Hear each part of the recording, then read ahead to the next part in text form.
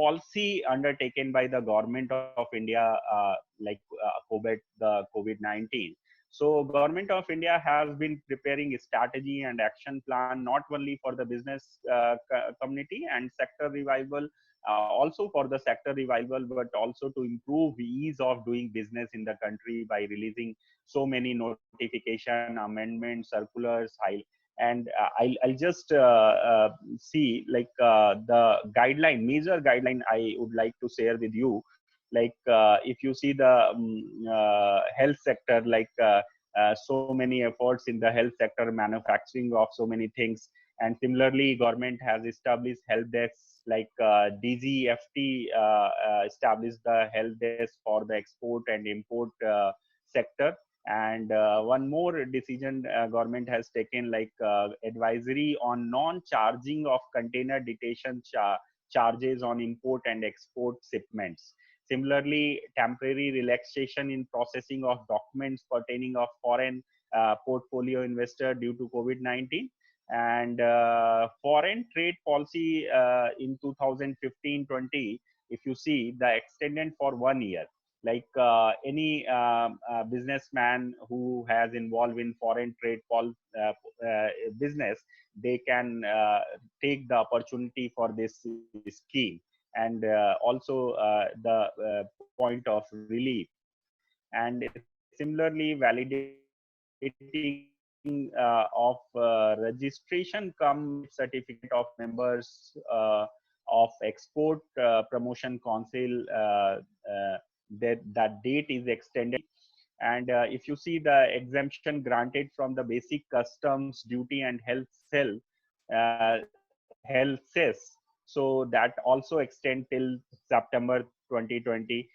And so many startup and new ventures has started manufacturing the ventilator, mask, PPE, test kits, and so many things that will require in the health sector. So Department of Commerce has provided a number of relaxation, extension of various compliances deadline, like Corona pandemic related hardship of the exporters. And similarly, relaxation in provision of submission of physical copy of application for availing a transport and market assistance for a specified agriculture product, that will also waive off. So similarly, All India Agri Transport Cell Center set up a facilitate interstate movement of peripheral during the lockdown, so that customs and goods can be transported in the particular destinations. So all these things, if you see the all circulars and guidelines of the government of India, that will help to sustain our economy, and also our large poor population, to help them. So similarly, if we'll talk about the India, for the major population sector, poor population sector, then government do lots of things. Like this is the especially if we are talking about the urban poor and the rural poor. So the Jan Dhan account. So Jan Dhan account could be a good opportunity to transfer the cash, and surprising the figure, like direct benefit transfer, government of India maintain transparency and remove the middleman providing monetary assistance to the people. And it's benefited 39.28 crore people, which amount 34,800 crore transfer the account to the poor people. Similarly, the Mahila Jan Dhan Yojana, which accounts 20,000, more than 20,000 beneficiaries, has benefited. And also, if you see the senior citizens data, that also 2.8 crore were allocated to the 1,400 Indian people.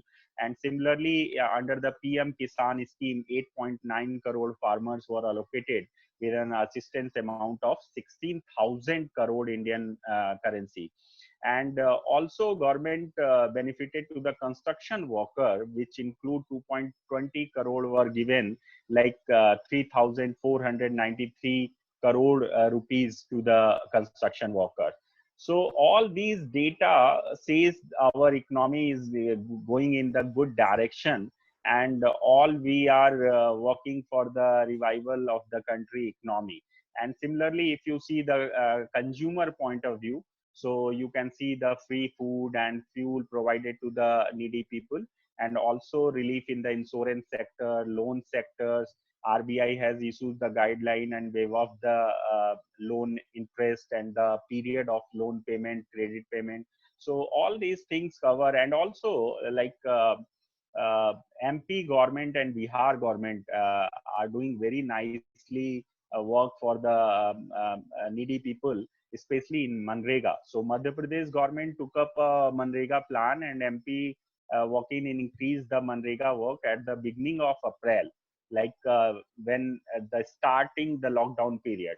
uh, there is the like जब उन्होंने start किया तो 57,000 workers केवल वहां पे enrolled थे, and now a days 19 lakh farmers enrolled हुए हैं, और उनमें से भी 11 लाख फार्मर्स को अभी तक एम्प्लॉयमेंट डेली बेसिस पर मिल रहा है. And if you see the education sector, so you can also see like Ministry of HRD launch a platform, Diksha platform. Through this Diksha platform, number of person like see online study. They are doing the online study. So all these things like you see. And similarly, like Pradhan Mantri Garib Kalyan Yojana, that also relief to number of Indian population. And similarly, you see the all data in the website of the government of India, MyGov, and other. You can also search in the through Google.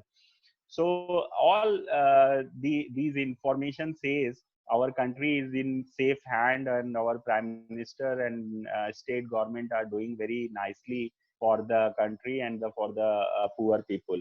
So these the idea. And as I said कि like total discussions को हम लोग दो part में divide करेंगे, और first part जो है वो कंट्री में जो स्टेटस है, ग्लोबल जो स्टेटस है उसके डेटा पे बात करेंगे, एंड सेकंड पार्ट पे जहां पर as a citizen, as a जो रिस्पॉन्सिबिलिटी हम सब की है. तो अगर आप एज अ इकोनॉमिक स्टूडेंट देखते हो तो यहाँ पर दो चीजें आपको ध्यान देने की जरूरत है. एक जो पार्ट है जो गवर्नमेंट कर रही है, जो अपने डिफरेंट स्कीम्स के थ्रू हो रहा है, और एक आपको एक ये बात बहुत अच्छे से समझनी होगी कि इंडिया में अभी ये जो कोरोना इफेक्ट है ये लॉन्ग टाइम तक चलने वाला है, और सभी कंट्रीज में, नॉट ओनली इंडिया.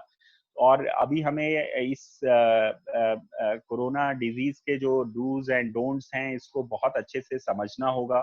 इसके साथ हमें अपने बिहेवियर को डेवलप करना होगा, क्योंकि सिर्फ लॉकडाउन, मेरा पर्सनल ये मानना है कि लॉकडाउन सिर्फ एक सोल्यूशन है इस आउटब्रेक को रोकने के लिए. Like number of new cases आप कम हो, इसके लिए इम्पोर्टेंट है कि आप इस लॉकडाउन के थ्रू उन केस नंबर ऑफ केसेस पे एक ब्रेक लगा पाओ. लेकिन ये लंबे समय तक तो नहीं चलेगा. तो इकोनॉमी को साथ लेके अगर चलना है तो दो पार्ट में पूरे प्रोसेस को डिवाइड करके देखना पड़ेगा. फर्स्ट पार्ट लाइक जहां जो ये मेडिकल सेक्टर है, हेल्थ सेक्टर है, जहां पर हमें कोरोना इफेक्टेड लोगों को या जो इससे रिलेटेड जो सेक्टर है उसको हमें क्योर करना है, उसको ज्यादा से ज्यादा उसके लिए काम करने की जरूरत है. एंड सेकेंडली जो बाकी जो सेक्टर है अपार्ट फ्रॉम कोरोना, उसको हमें साथ में अब स्टार्ट करना पड़ेगा. और ये क्योंकि हम बहुत ज्यादातर अभी बहुत सारी आप कंट्रीज देख रहे हैं, जैसे लाइक चाइना है, साउथ कोरिया है, जहां पर ये नवंबर में दिसंबर में स्टार्ट हुआ, और धीरे धीरे उन्होंने अप्रैल आते आते तक वो इससे बाहर आए, और अब उसके साथ साथ वो सारे सेक्टर्स को भी उन्होंने ओपन किया है और काम कर रहे हैं.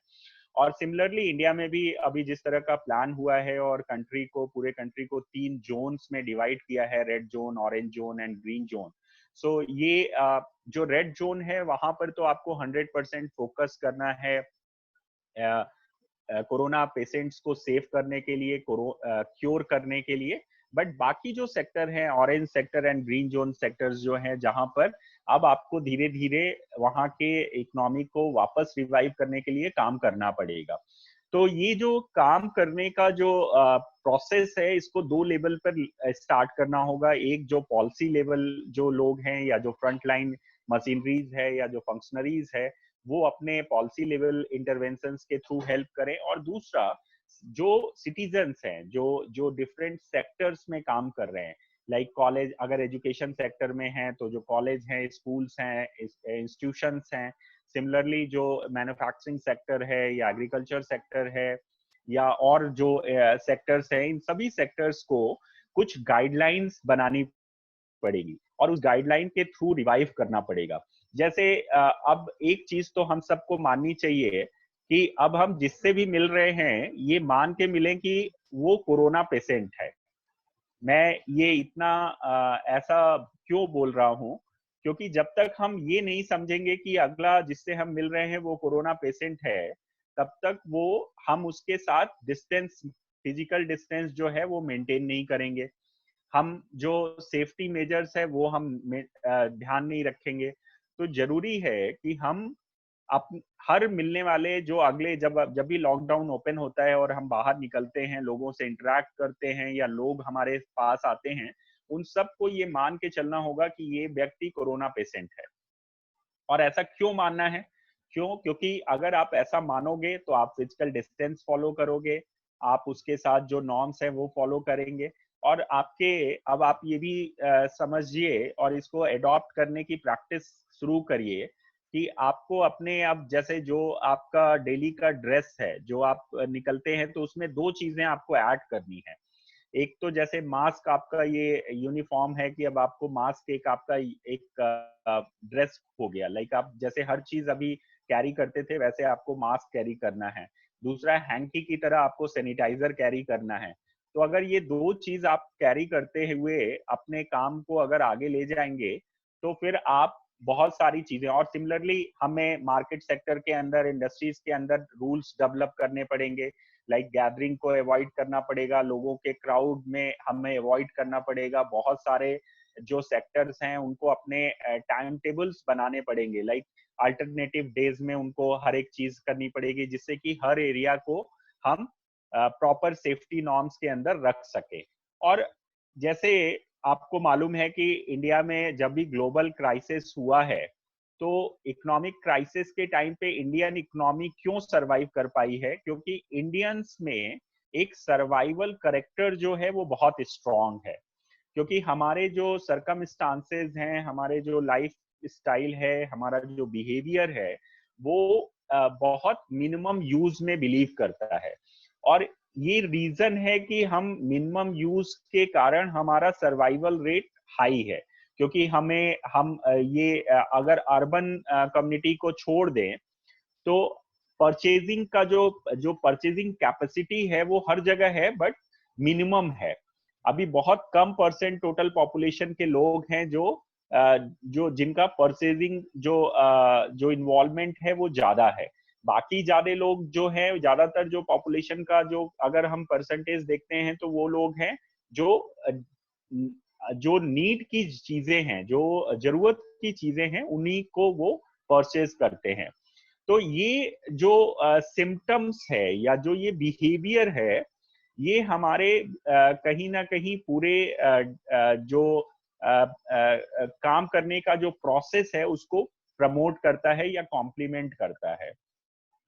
सिमिलरली अगर हम इन सारे पॉइंट्स को अगर हम ऐसे देखें कि इकोनॉमिक पॉइंट ऑफ व्यू से, इंडियन इकोनॉमी में जो हमारी जो सेक्टर्स हैं या जो पॉपुलेशन है, उसमें हर एक सेक्टर के अंदर जो सर्विस सेक्टर्स लाइक एम्प्लॉयमेंट के पॉइंट ऑफ व्यू से देखते हैं, तो आने वाला टाइम, आप एज ए इकोनॉमिक स्टूडेंट ये जानते हैं कि अभी चाइना के साथ बिजनेस ट्रेड जो है वो वर्ल्ड का उतना नहीं होगा। और इसमें बहुत सारी एशियंस और स्मॉल कंट्रीज, जो डेवलपिंग कंट्रीज हैं, वो निकल के आएंगी, जहां पर manufacturing sector and service sector grow करेगा। तो इंडिया के लिए ये, अगर हम पेंडेमिक कहें तो एक अपॉर्चुनिटी भी है।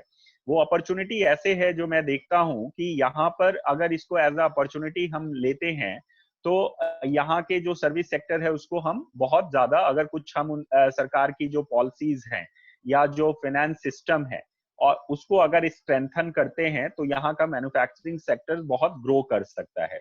और जैसे कि आप 2019 और 18 में देख रहे थे कि एफडीआई के थ्रू इंडिया में इन्वेस्टमेंट भी बहुत हो रहा है, और अगर ये इसको सरकार वापस से अगर स्टार्ट करती है और लोग आगे आते हैं तो थ्रू इंडिया के लिए, क्योंकि पॉपुलेशन ज्यादा है और यहाँ पर जो लेबर कॉस्ट है वो कम है और रॉ मटेरियल कॉस्ट भी कम है, अगर इन सब को अगर हम प्रमोट करें तो यहाँ की इंडस्ट्रीज को हम आगे रिवाइव कर सकते हैं बहुत इजीली।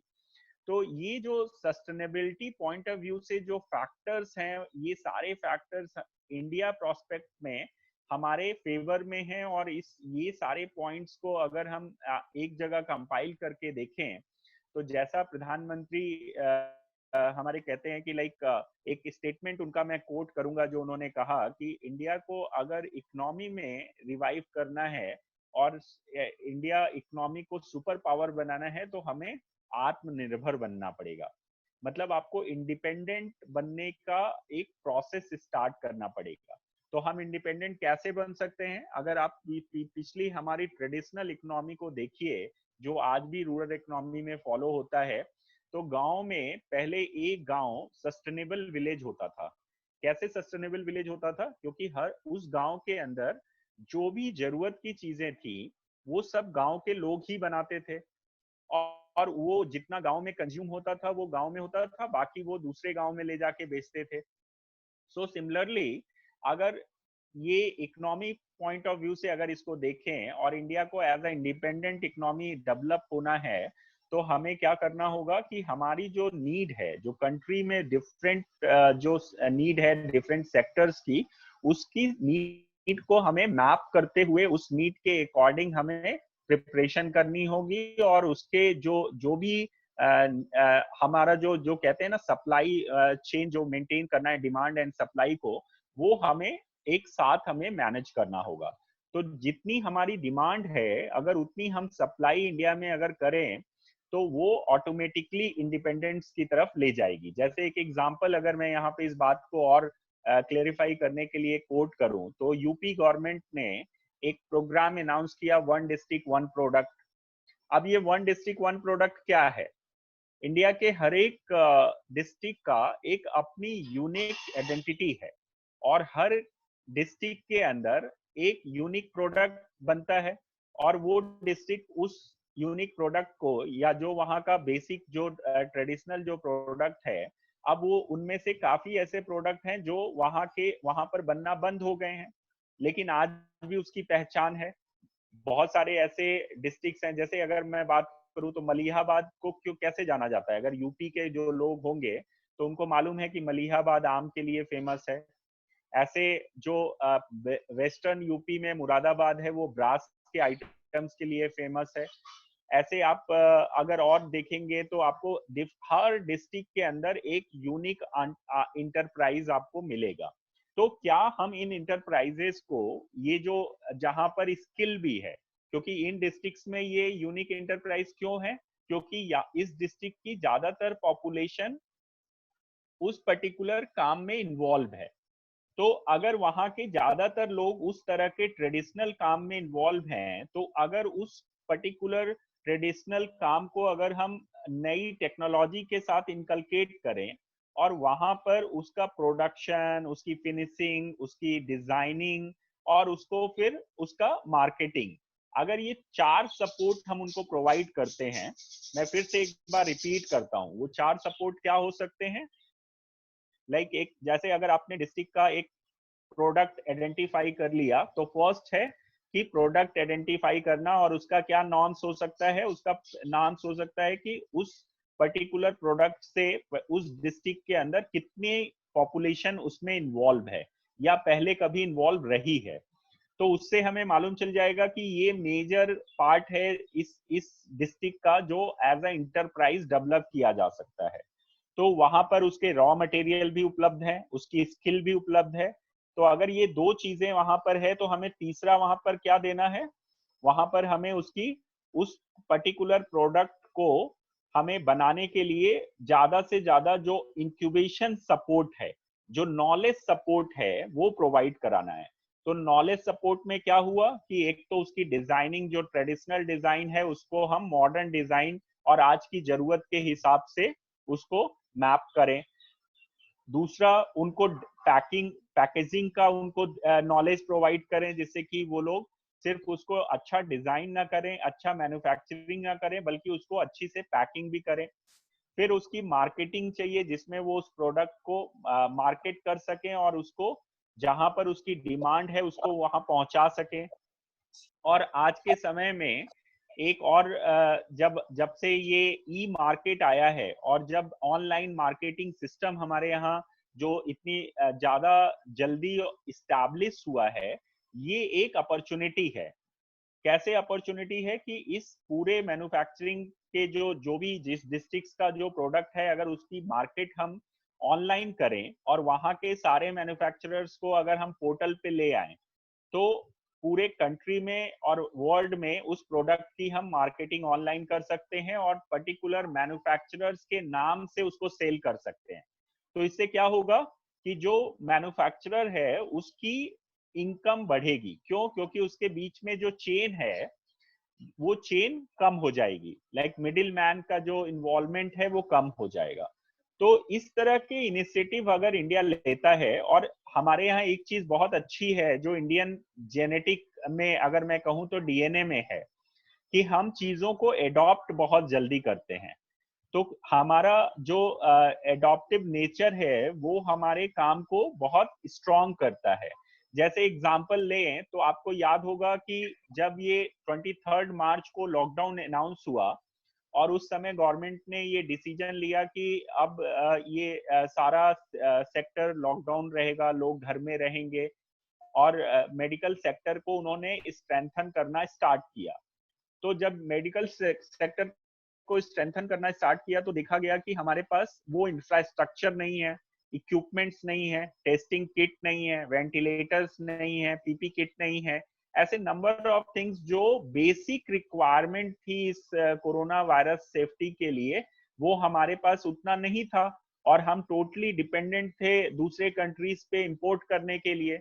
लेकिन इन द मीन वाइल आज आप कंडीशन देखेंगे तो एक महीने के अंदर, मतलब इससे फास्ट ग्रोइंग एग्जाम्पल नहीं हो सकता कि एक महीने के अंदर इंडिया में पीपी किट मैन्युफैक्चरिंग होने लगी, नंबर ऑफ मास्क मैन्युफैक्चरर्स होने लगे, वेंटिलेटर मैन्युफैक्चरिंग होने लगी, और मास्क इतने मैन्युफैक्चर होने लगे कि अब इंडिया मास्क को एक्सपोर्ट कर रहा है।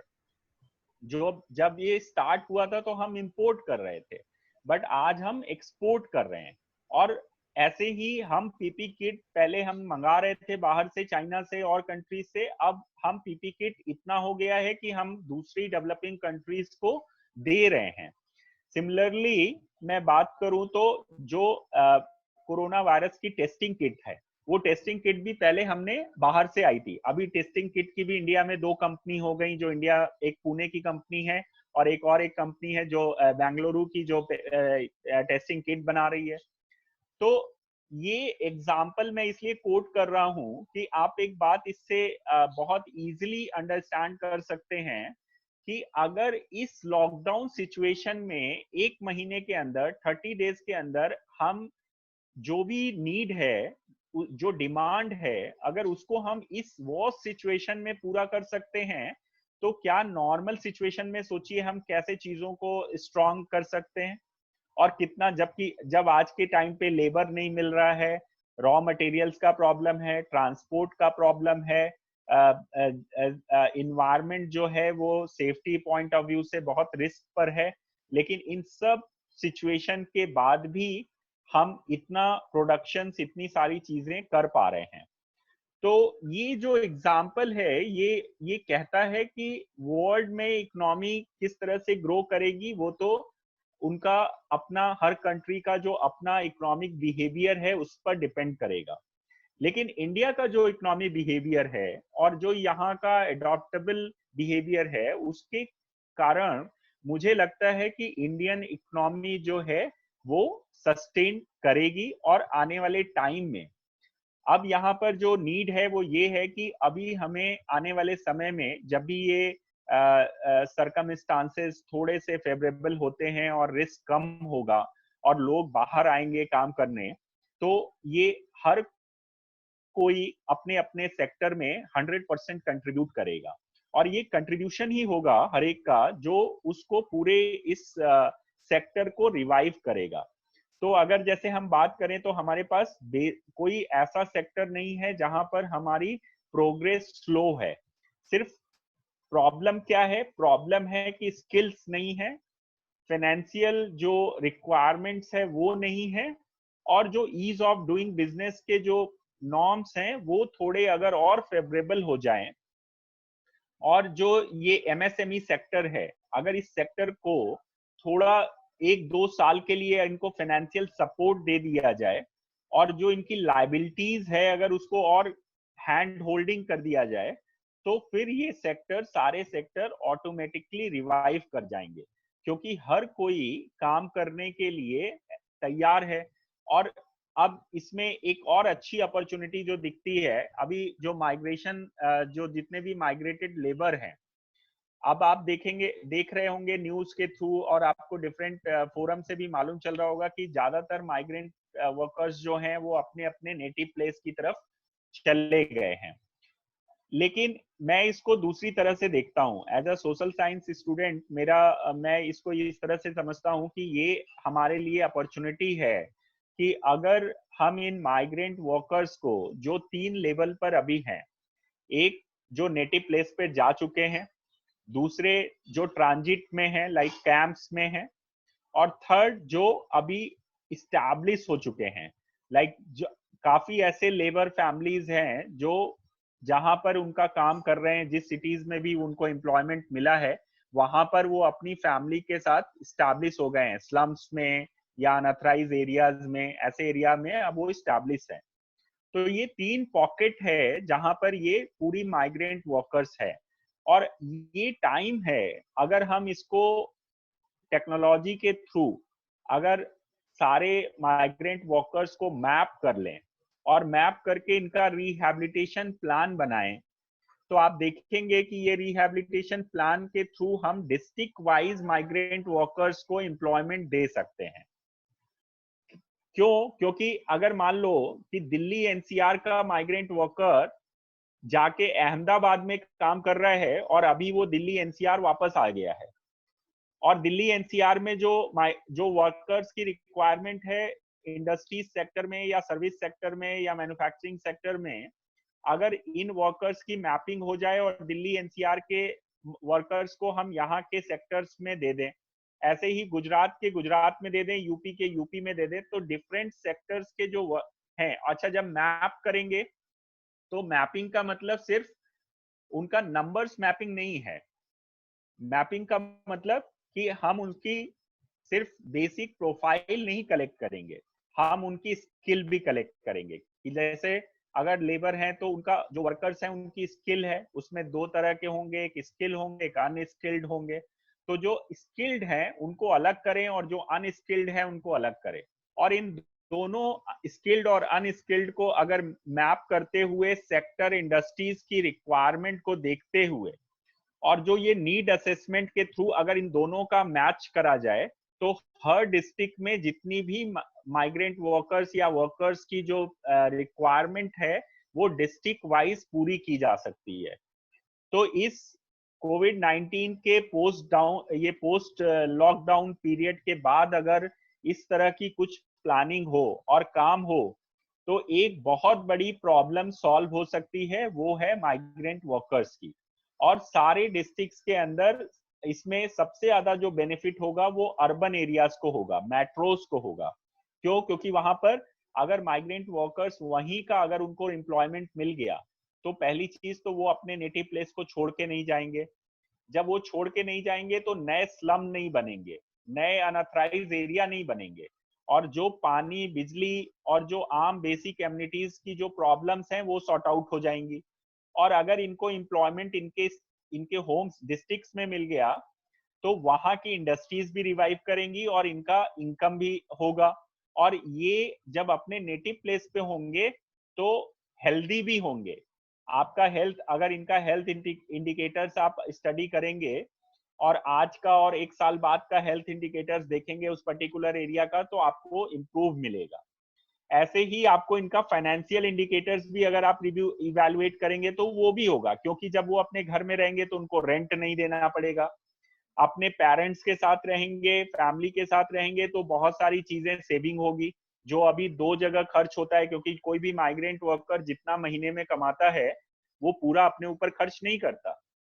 वो आधा पैसा घर भेजता है, बल्कि आधा क्या 60-70% पैसा घर भेजता है, तो वो 60 और 40% अपने ऊपर खर्च करता है। तो जब वो अपनी फैमिली के साथ रहेगा तो 100% पैसा भी उसका सेव, उसमें से वो 40% सेव होगा और 60% से अपनी फैमिली रिवाइव करेगा।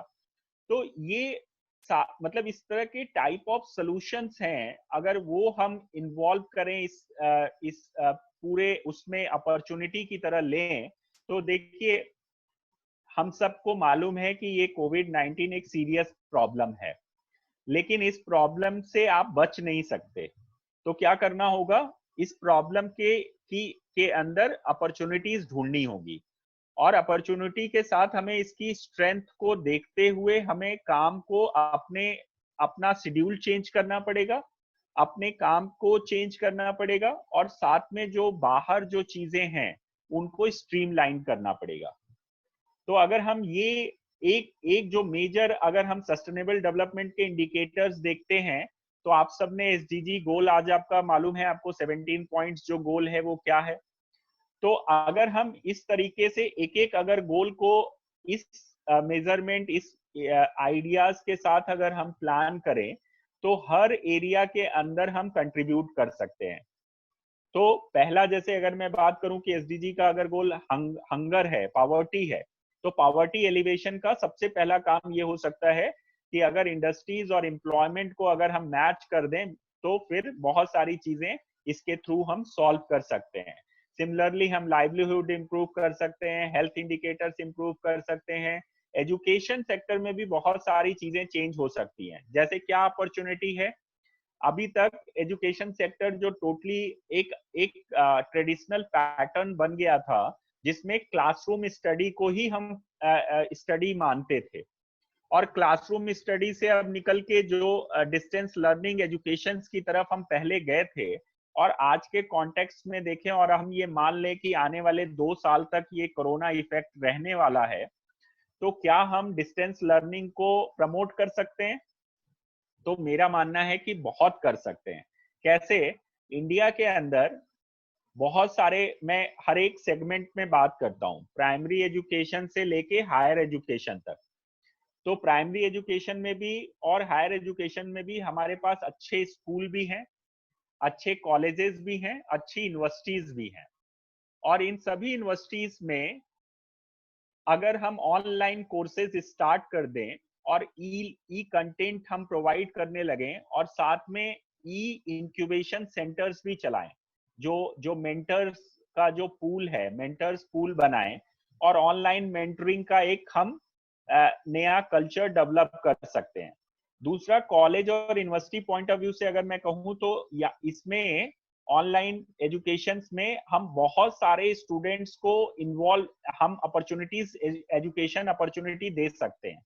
जैसे अभी क्या होता है, अगर दिल्ली यूनिवर्सिटी की बात करें, तो दिल्ली यूनिवर्सिटी में हर साल एडमिशन के लिए, अच्छे कॉलेजेस में एडमिशंस के लिए कितना फाइट होती है, कितना क्राइसिस होता है। क्यों होता है? क्योंकि क्लासरूम स्ट्रेंथ नहीं है। हर बच्चा अच्छी यूनिवर्सिटी में जाना चाहता है, अच्छे कॉलेज में जाना चाहता है, लेकिन वहां पर due to less number of seats उसको वो अपॉर्चुनिटी नहीं मिलती।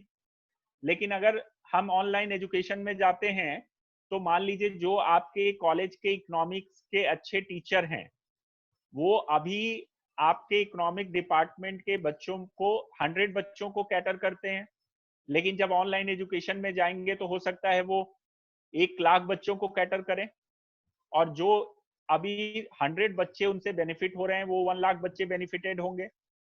तो हमारे एजुकेशन सेक्टर्स के अंदर भी हम मैक्सिमम लोगों को ऑनलाइन टीचिंग के थ्रू हम उनको टीच कर सकते हैं, अच्छी एजुकेशन दे सकते हैं, और बच्चों के लिए भी इंटरेक्शन प्लेटफॉर्म ओपन हो सकते हैं। जैसे फिजिकल अपॉर्चुनिटीज उतनी नहीं मिलती हैं, लेकिन ऑनलाइन अपॉर्चुनिटी है। जैसे आज का एग्जांपल लें तो आज हम लोग वर्चुअली मिले हैं, बात कर रहे हैं। मतलब ये एक अपने आप में एक एग्जाम्पल है कि और इस तरह से मैं अगर अपने बारे में बात करूं तो इस पूरे 40 दिन में मैं अभी तक कितने number of interactions, number of groups के साथ, number of segments, number of industries के साथ कर रहा हूं।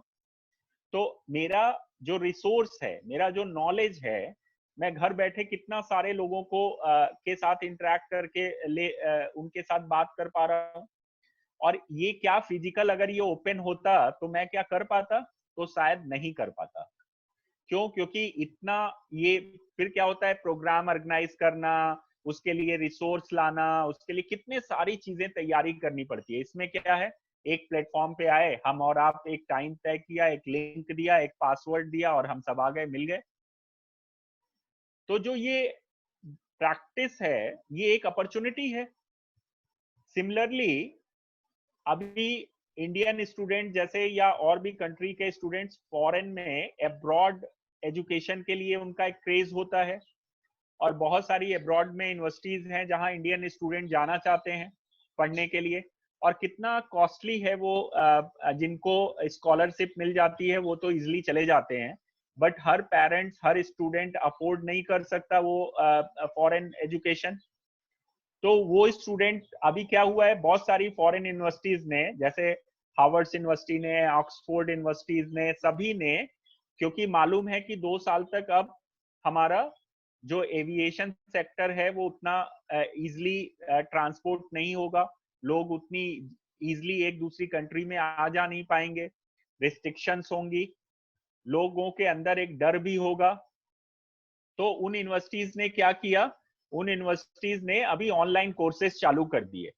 और जो कोर्सेज, मैं एक एग्जांपल दे रहा हूं कि पहले जो कोर्सेज, एक कोर्स, कोई भी प्रोफेशनल कोर्स की कॉस्ट जो मान लो एक एग्जांपल $1 लाख थी, अब उस कोर्स की कॉस्ट $10 हो गई है, $20 हो गई है, $100 हो गई है। तो अभी क्या हुआ, अभी यहाँ पर दिल्ली में रहने वाला सार्थक जैन भी, जैसे एक एग्जांपल अभी मुझे नाम दिख रहा है तो मैं नाम लेके कोट कर रहा हूँ कि सार्थक भी अभी ऑक्सफोर्ड यूनिवर्सिटी में $100 देके वहां से एमबीए कर सकता है।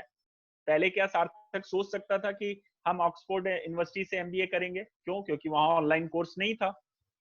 तो ऐसे ऐसे ही इंडिया भी as a education hub, as a education industry, India में भी बहुत सारी यूनिवर्सिटीज हैं जो ऑनलाइन कोर्सेज स्टार्ट कर सकती हैं। कई सारे नए कोर्सेज डिजाइन किए जा सकते हैं, और इंडिया में अच्छे प्रोफेसर्स हैं, अच्छे एजुकेशनिस्ट हैं, अच्छे प्रैक्टिशनर्स हैं। उन सब को पूल करके हम पूरे वर्ल्ड को इनवाइट कर सकते हैं एजुकेशन के लिए।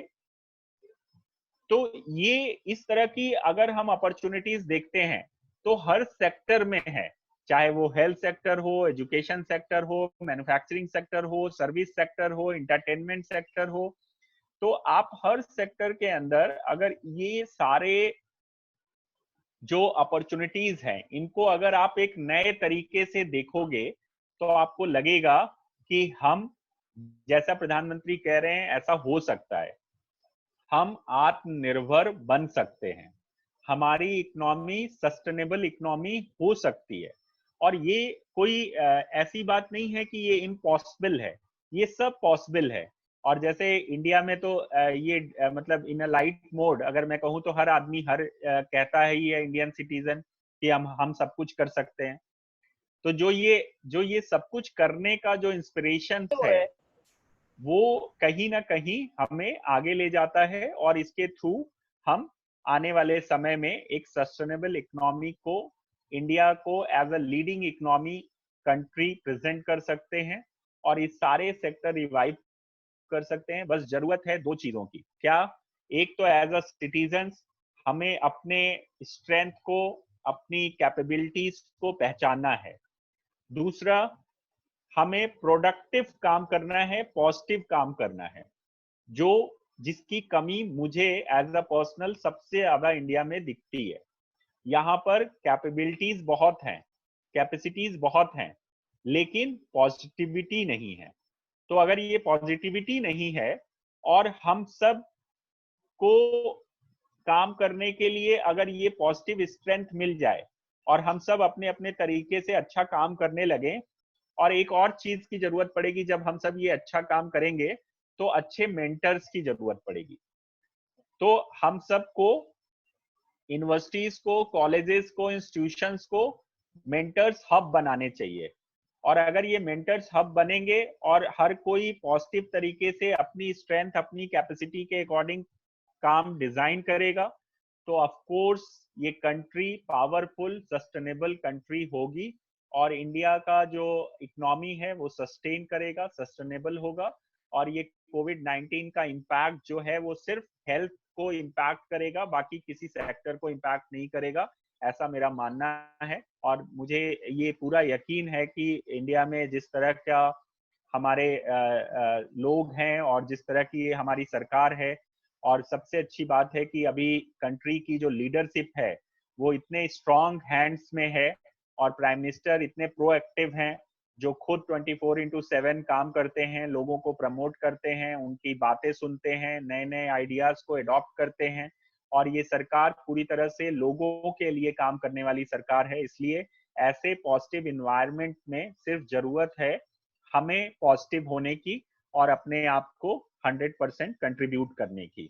सो ये मेरा एक थॉट था जिसमें मैंने कोशिश की, जैसा मैंने कहा, कि आपको एविडेंस, फैक्ट्स एंड फिगर्स के साथ कुछ बातें बताऊं और कुछ इन जनरल बात करूं, जिसमें एज ए स्टूडेंट आप अपने कैरियर्स को कैसे as a economist, as a success entrepreneur, as a successful service sector personal बना सको, आगे बढ़ सको। ये मेरा एक इस डायलॉग के थ्रू कहना था। आई होप कि आप सबको जो बातें मैंने कही हैं वो अच्छी लगी होंगी, और आप इससे सहमत होंगे, और मुझे पूरी उम्मीद है कि आने वाले टाइम में आप सबका फ्यूचर ब्राइट होगा और आप सब अच्छे से आगे आके कंट्री को कंट्रीब्यूट करेंगे। Thank you so much. Thank you. Thank you very much, sir, for your kind words. Sorry, Vipra, sorry to interrupt. There are some questions, sir, if you can take 2 or 3 questions from students. Actually, they are willing to ask some questions from you. Okay. So here is in the chat box also, or you can unmute one by one. You can ask question. That can be better. Yes, one by one can ask the question, because here is a 28 question. So no, one by one, just 2-3 questions, Vipra and Lavi, please. I can read the student's name and I can read the question, or should I unmute just ask the student itself to ask the question. Okay. Okay, so Mansi Jain, I am unmuting Mansi Jain, and after that I will unmute Moksh Thakral. These are the two people who can ask, because we are running out of time. So let's just take 2 questions, ma'am. Will that be fine? Yeah, please. Okay. Mansi Jain. Yes, Mansi, please ask your question. Good evening, sir. Good evening. So my question is, as we are students, so how can we, as a student, help in the revival of our economy? As we will be very happy if there is some contribution from our side also. So how can we? Mansi, मैंने आपको बोला अपने discussion में कि like as a student you can do lots of thing, but now 2 चीजें आपके लिए है जो इमीडिएट आप कर सकते हो। एक तो अपनी स्टडी जो आप कर रहे हो वो फोकस्ड होनी चाहिए, और लाइक आपका जो भी स्ट्रीम है, जो ड्रीम है, आप जहां जाना चाहते हो उस लाइन पे आपको प्रॉपर थॉरो नॉलेज कलेक्ट करना चाहिए। और उसमें जो सब्जेक्ट हैं उसमें थ्योरी के साथ साथ जो भी, मुझे मालूम नहीं कि आपका क्या अभी प्लान है और किस सेक्टर में आप मूव करने वाले हो, बट जिस सेक्टर में भी आप काम करने वाले हो उस सेक्टर के अकॉर्डिंग जो आपका एकेडमिक बैकग्राउंड है उसको ध्यान में रखते हुए आपको प्रैक्टिकल कुछ चीजें स्टार्ट करने चाहिए, सो दैट आप थ्योरी और प्रैक्टिकल नॉलेज को एक साथ क्लब कर सको। क्योंकि जनरली मैंने देखा है कॉलेज से निकलने के बाद, पोस्ट ग्रेजुएशन के बाद, जब हम किसी जिस सेक्टर में भी हम पढ़ के आते हैं, जब हम काम करने जाते हैं तो बहुत सारी चीजें हमारे लिए नई होती हैं उस समय, और हमें मालूम नहीं होता है, और उस कारण से हमें लोग अनएक्सपीरियंस्ड काउंट करते हैं। तो मेरा मानना है कि अगर हम अभी, जैसे आप अगर ग्रेजुएशन या पोस्ट ग्रेजुएशन के स्टूडेंट हो, तो अभी से आपको अपने एकेडमिक बैकग्राउंड के अकॉर्डिंग आपको कुछ काम भी स्टार्ट करना चाहिए, जिससे कि आपको नॉलेज भी मिले और साथ साथ आप उस एरिया, उस सेक्टर को और बेटर समझ सको। Thank you. Thank you, Okay, sir. so thank you for the answer, sir. Moksh can go next. I have unmuted you. Yes, greetings, sir. Can you hear me? Yes, please, Moch. Alright sir, so आपने कहा था कि जैसे RBI policies और government policies हमारे business को काफी help कर रही हैं, क्योंकि हमारा ईज ऑफ डूइंग बिजनेस काफी अच्छा जा रहा है। बट जितने भी 3 मंथ्स के ड्यूरेशन, यानी लॉकडाउन के ड्यूरेशन में जितने भी लोन दिए जा रहे हैं, उस पर ऑब्वियसली उन्होंने ये तो बोला है कि इंटरेस्ट 3 महीने के बाद दे सकते हैं, बट उस इंटरेस्ट के ऊपर भी कोरोना फीस लग रही है जो पब्लिक को ही चार्ज कर रही है ऊपर से। ये कोरोना फीस कौन सी है? ये नॉलेज 3 मंथ्स का एक एग्री और ड्यू कर, मतलब नहीं, 3 मंथ्स का जो इंटरेस्ट रेट है वो तो एक्यूमुलेट होगा ही। हाँ, एक्यूमुलेटेड इंटरेस्ट के साथ आपको पे करना है आफ्टर 3 मंथ्स। और सर उसके अलावा और भी इंटरेस्ट है इन नहीं, एक्यूमुलेशन उसके अलावा कोई एक्स्ट्रा इंटरेस्ट नहीं है। अगर आप आरबीआई गाइडलाइन देखते हैं तो उसमें क्लियरली लिखा हुआ है कि सिर्फ एक्यूमुलेटेड जो 3 मंथ्स का इंटरेस्ट है वो, और प्लस जो आपका ईएमआई है, उसको आपको क्लब करके देना है। और उसमें भी एक उन्होंने रिलैक्सेशन दिया है कि उसको आप पार्ट में भी पेमेंट कर सकते हो, नॉट नेसेसरी कि एक साथ 3 महीने का ईएमआई और इंटरेस्ट दो, उसको भी आप पार्ट में कर सकते हो। और गवर्नमेंट अभी उसमें ये भी प्लान कर रही है, अभी बहुत जल्दी एमएसएमई सेक्टर के लिए कुछ नए अनाउंसेस होने वाले हैं, जैसी चर्चा चल रही है, सुनने में आ रहा है। तो हो सकता है, और आरबीआई भी, क्योंकि आपको याद होगा जब ये अनाउंसमेंट आरबीआई के थ्रू हुआ था तब फर्स्ट फेज का लॉकडाउन अनाउंस हुआ था। तो अभी थर्ड फेज के लॉकडाउन में है, और मालूम नहीं कि ये रेड जोन एरियाज में लॉकडाउन कितना और कंटिन्यू करेगा। तो उस पॉइंट ऑफ व्यू से आरबीआई भी उस पे काम कर रही है, और मुझे पूरी उम्मीद है कि इस पे रिलैक्सेशन मिलेगा और लोगों को उनकी सुविधा अनुसार वो अपनी ईएमआई और इंटरेस्ट डिपॉजिट कर पाएंगे। और ये जो आपने एक बात कही है कोरोना से रिलेटेड कि कोरोना सेस या कोरोना फी कोई ली जा रही है, तो ये गलत बात है, नहीं ली जा रही है। नहीं सर, उसमें एक्चुअली मैंने जो आर्टिकल पढ़ा इकोनॉमिक टाइम्स का, उसमें ये मेंशन था बोरो will have to pay additional interest for 3 months by either. That's why Moch I am saying कि like you see the RBI guideline. All right sir. और सर सेकेंडली जैसे हमने बात करी कि हमें प्रो पुअर पॉलिसीज के डायरेक्ट डेटा, मतलब हमें डायरेक्ट ट्रांसफर्स देने चाहिए, बीच में मिडिल में नहीं रखना चाहिए। और दूसरी जगह हम बात कर रहे हैं, यस सर, एंड दूसरी जगह हम बात करते हैं बिजनेस बढ़ाने के लिए और हमें उन्हें प्रमोट करने के लिए।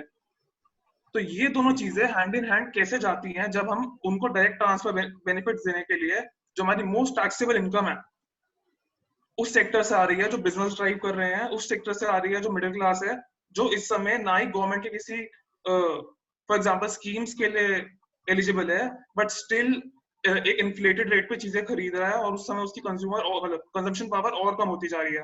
प्लस हमारे इंटरेस्ट रेट बिजनेस के लिए इतने ज्यादा हाई हैं बाकी कंट्रीज से, क्योंकि जब रघुराम राजन आरबीआई गवर्नर थे, उन्होंने इंटरेस्ट रेट्स इतने बढ़ाए थे इन्फ्लेशन कंट्रोल करने के लिए कि हमारी जो आसपास की कंट्रीज है उससे ज्यादा बिजनेस इतना फ्लरिश इंडिया में इसलिए नहीं कर रहा है। तो ये दोनों चीजें हैंड इन हैंड कैसे जाएंगी? नहीं, इसमें पॉइंट में क्वेश्चन क्या है कि ये दोनों चीजें हैंड इन हैंड कैसे जाएंगी? मतलब डायरेक्ट एक तरफ हम देखिए, जो डीबीटी है, डायरेक्ट बेनिफिट ट्रांसफर है, वो उनके लिए है जो किसी गवर्नमेंट ऑफ इंडिया या स्टेट गवर्नमेंट की किसी स्कीम के अंडर कवर होते हैं। उनको पहले ये था, आपको एक सबको स्टेटमेंट याद है कि राजीव गांधी ने एक बार जब वो प्राइम मिनिस्टर थे तो एक स्टेटमेंट दिया था कि सेंट्रल से 1 रुपए चलता है और नीचे पहुंचते पहुंचते 15 पैसा बेनिफिशरीज को मिलता है। तो ये जो करप्शन था इस करप्शन को खत्म करने के लिए डीबीटी स्कीम आई और इसीलिए प्रधानमंत्री जी ने जनधन अकाउंट्स खोले और उसके कारण आज सारे लोगों के जनधन अकाउंट हो गए हैं। और वो जीरो बैलेंस अकाउंट से फायदा ये हुआ कि अभी आप सीधे पैसा उनको जिस स्कीम के अंदर वो आते हैं उस स्कीम का जो भी बेनिफिट है आप सीधे उनको ट्रांसफर कर सकते हो। जैसे एक ड्यूरिंग द कोविड-19 हमारे एक कलीग हैं जिन्होंने अभिनव जिन्होंने ये मुझे बताया कि पेटीएम के थ्रू एक ऐसी उसमें ऑप्शन है जिसमें 430 स्कीम्स का बेनिफिट सिर्फ पेटीएम 1 क्लिक में जा सकता है। मतलब इवन जिसका पेटीएम अकाउंट है उसको भी वो बेनिफिट मिल सकता है। तो ये एक साइड है जो लोग पुअर हैं, जो एलिजिबल हैं स्कीम्स के लिए, उनके लिए डीबीटी है। दूसरा जो साइड है जो सरकार का टैक्स या जो भी रेवेन्यू है उसके थ्रू सरकार की स्कीम्स जो पब्लिक वेलफेयर स्कीम्स हैं उसके थ्रू वो पैसा दिया जाता है। और दूसरा साइड है जो आप इंडस्ट्रीज की बात कर रहे हो या जो एंटरप्रेन्योर हैं या जो बिजनेस कॉर्पोरेट हैं उनकी बात कर रहे हैं, तो वो उनका पैसा तो टैक्स और जो भी वो दे रहे हैं वो as per the norms as per the rules ही दे रहे हैं। और वो क्योंकि देखिए आपको ये आप सब इकोनॉमिक्स के स्टूडेंट हैं तो आपने बिजनेस में मैस्लो थ्योरी पढ़ी होगी। मैस्लो थ्योरी क्या कहती है? जो बेसिक हमारा कहना है ना, रोटी कपड़ा और मकान, तो अगर जो लोग ऐसे हैं जो उनकी ये बेसिक नीड पूरी हो चुकी है और वो नेक्स्ट लेवल पे हैं, तो उनकी सोशल रिस्पॉन्सिबिलिटी है लोगों को जो और लोग हैं और कम्युनिटी है उनको कैटर करना, उनका ध्यान देना। तो ये अगर कोई टैक्स दे रहा है तो वो कंट्री इंटरेस्ट में दे रहा है और अपनी सोशल रिस्पॉन्सिबिलिटी को पूरा कर रहा है। इसको वो लाइबिलिटी अगर समझेगा तो फिर वो उसको एक टैक्स की तरह लाइबिलिटी दिखेगी, लेकिन अगर वो उसको रिस्पॉन्सिबिलिटी समझेगा तो फिर वो उसकी सोशल रिस्पॉन्सिबिलिटी है। और इंडिया में तो पहले से ये तो हमारे डीएनए में है, मतलब आज नहीं, जब ये टैक्स नहीं आया था राजा महाराजाओं के समय से भी लोग दान पुण्य करते थे। आज भी किसी के यहाँ कुछ होता है, चाहे वो शुभ हो चाहे दुख का समय हो, रिचुअल्स हो, उसमें हरेक में दान देना। और मतलब लोग पहले प्याऊ बनवाते थे, धर्मशाला बनवाते थे, रोड बनवाते थे, तब कोई मैंडेटरी नहीं था लेकिन लोग करते थे। तो ये जो प्रोसेस है ये तो हमारा ट्रेडिशनल प्रोसेस है। और हर अभी इंडिया में अगर आप एज ए स्टूडेंट मोच में आपको एक असाइनमेंट देता हूँ, अगर आप इंटरनेशनल और कंट्री के टैक्सेस और इंडिया के टैक्सेस को अगर इवैल्यूएट करोगे तो आपको ये लगेगा कि इंडिया में जो टैक्स सिस्टम है वो कितना फ्रेंडली है और कितना इजी है। बाकी कंट्री यूएस से अगर कंपेयर करो, चाइना से कंपेयर करो, तो बहुत ज्यादा वहां लोग टैक्स पे करते हैं, right? So yes, I hope I have answered to your question. Yes, sir. Yeah. Thank you. Sir, we will take one last question by a student called Arindam Chatterjee, if that is okay with you. Yes, please. मेरे लिए problem नहीं है, आप मतलब question answer session 5-10 minute उसको extend भी कर सकते हैं अगर आपके पास टाइम है तो। Good evening, sir. Good evening. My question is, as we can see that there is less demand for capital goods, so there is depreciating currency. So how can we derive FDI? Anandan, आपकी आवाज बहुत break करके आ रही है, थोड़ा बाकी students अपना mic mute कर लीजिए please.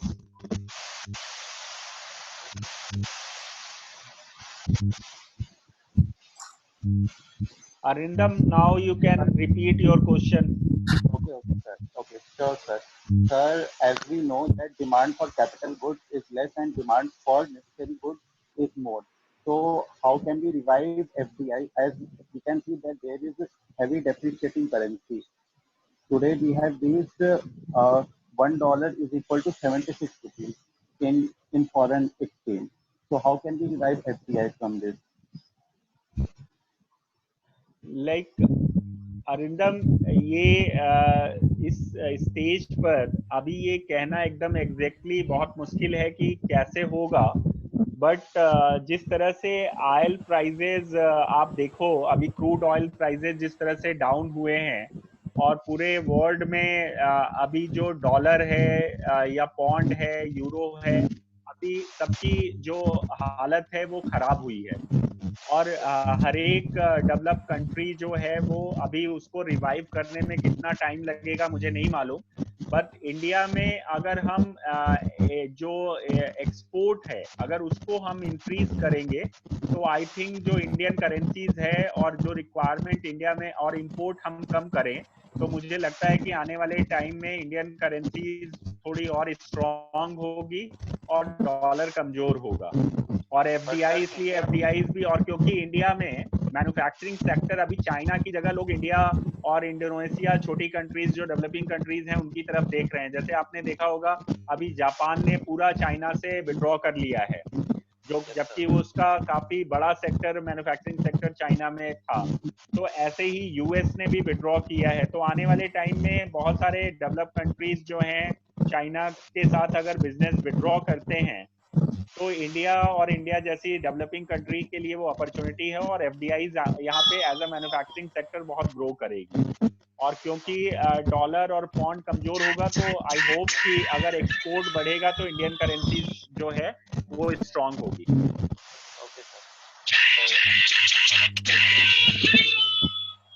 Any other question? I think that is it, sir. Thank you very much. Now I will invite Lavli ma'am to take the vote of thanks. Lavli ma'am, over to you. Yes, thank you, ma'am. Good evening to all of you. On the behalf of the WIP School of Economics, it's a great moment for me to propose a vote of thanks on this memorable talk. First of all, my sincere thanks to our eminent speaker, Mr. Santosh Gupta, CEO. I would like to express my gratitude to our Dean Ma'am, Dr. Anuradha Jain, for giving her constantly support, vision, and commitment. A big thank to all the faculty members for their close cooperation. My heartiest thanks and blessings to all the students for their participation. Last but not the least, I must mention my deep thanks to Vipra ma'am for giving her unconditional support. Once again, a big thank to all of you. Thank you, sir. The session was really so informative to all of us. Thank you. Thank you, I am Lavli. ending. Thank you. Well, Yes. yes, sir. Thank you. Thank you so Thank much. you. Now I am ending this session. Thank to all of you. Thank you, Lavli. Thank you to Thank all, and you. a Thank you, special thanks to Santosh ji, for Anuradha ji. accepting Thank our you. invitation. Thank you. We are highly obliged, sir. Thank you. Thank you. Thank you. Thank And you. we'll meet soon. Yeah, look forward to see you at our campus, sir. Thank you. Thank you. Yeah, thank you, sir. Bye-bye. Thank you, sir.